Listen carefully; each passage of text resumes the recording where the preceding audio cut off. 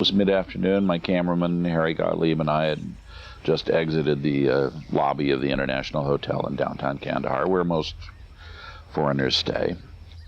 Toyota pickup pulls up in front of us. 6 or 7 heavily armed Talib get out. Suddenly, one of them seized Harry, while another one removed the camera. Several men then grabbed me from behind and Harry. I have no idea where, but when the truck finally stopped and the blindfolds were removed, we found ourselves in the Afghani countryside. And as he pointed toward the mouth of the cave,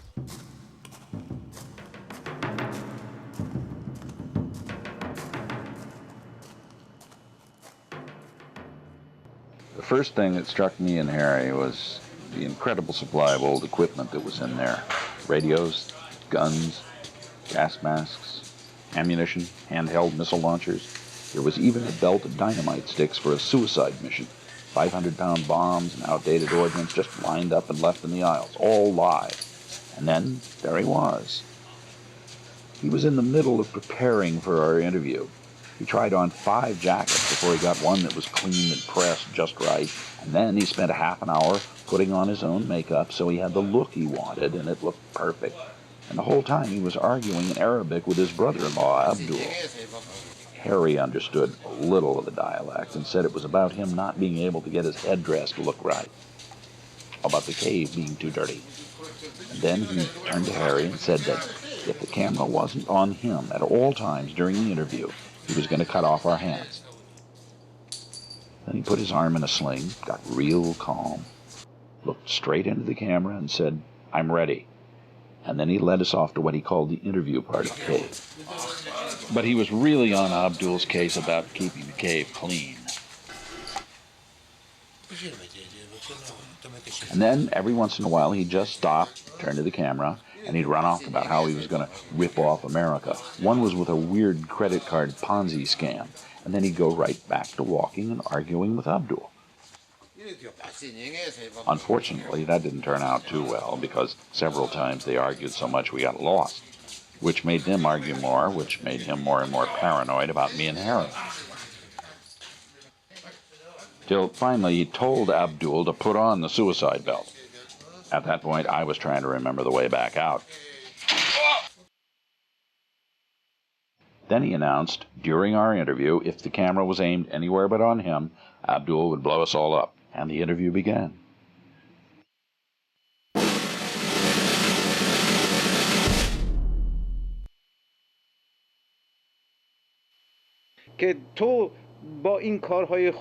This may come as a surprise, but life in a cave is very costly. There is food, clothing, heating, air conditioning, ammunition, the tiny little books with tiny little printing, all hand done, not cheap. Because of this, I'm thinking very seriously of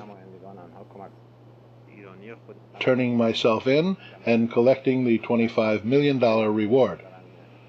That plus a book deal, and I'll have enough to hire Johnny Cochran.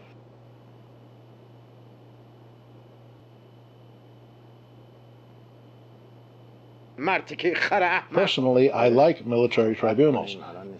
They are quick, predictable, and efficient. You cut off a hand, you throw some stones, it's done.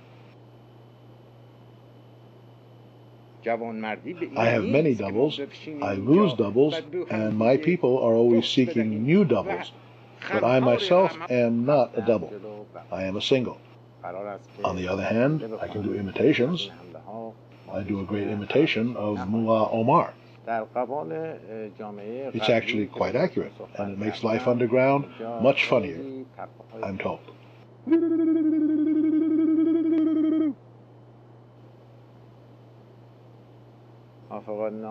I hear it's quite accurate, if you know him. Actually, Saddam Hussein is the best imitator. He does an Arafat that's amazing.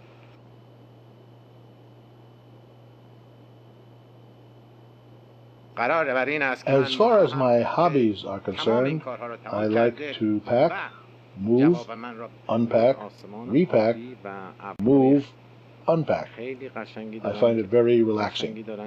Also, cave wall spackling is a particular favorite of mine. You know that guy from This Old House? The man's a genius. You can't tell me he's not Syrian.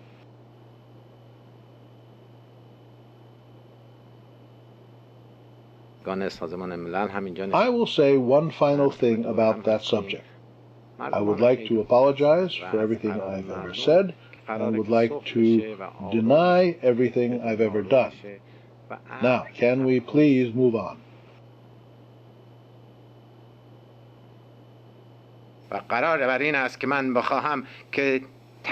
If you don't cover up women, then you must rape them.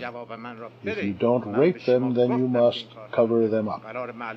But we find that uncovered, unraped women demand an education, and if you educate women, they learn how to avoid being raped or covered up. And if you can't rape uncovered women, then you have to rape men. Is that your idea of enlightened Western liberalism, raping men? Is that what you want, the victimization of men?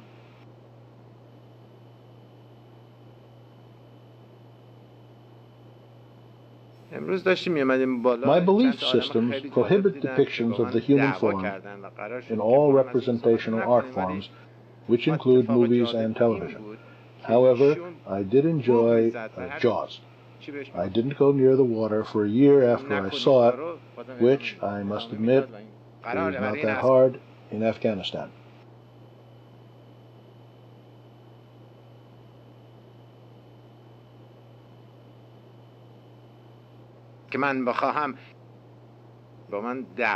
You are forbidden to watch this.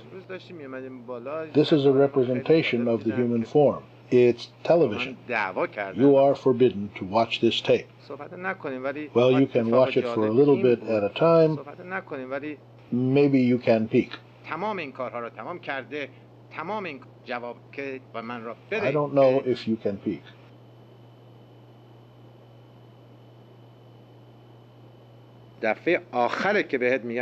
This cave thing is getting old pretty fast. Bali, the Greek islands, and of course, Paris.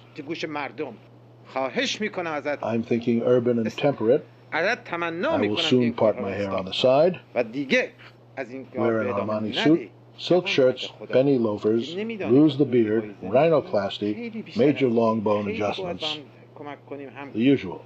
Plus, I'd like to spend a year in India. They have a great film industry, and I'd like to write and direct for a while. Move the camera is what I'd like to do. Calcutta has already offered Final Cut. I have an epic cave story that must be told, and I also have a great cave sitcom idea. It's called Open Sesame. It's a cross between Alibaba and the 40 Thieves and the Honeymooners. Pow, Alice. I've already had some interest from Fox.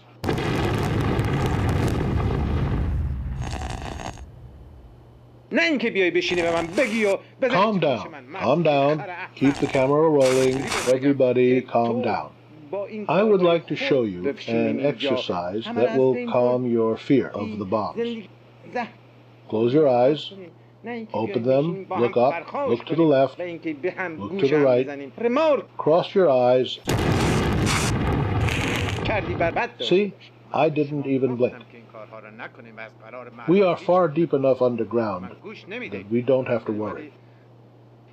The bombs will not touch us, we will not die, but if we do, that's okay too. Abdul, we're not going to die. Put that down. If you don't put that down, I'm going to cut your hand off. Put that, all right, cut off his hand.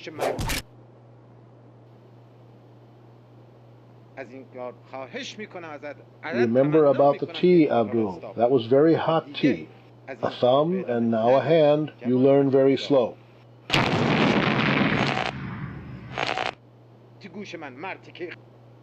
Everybody start packing. We're moving until we meet. Bless you. Thank you.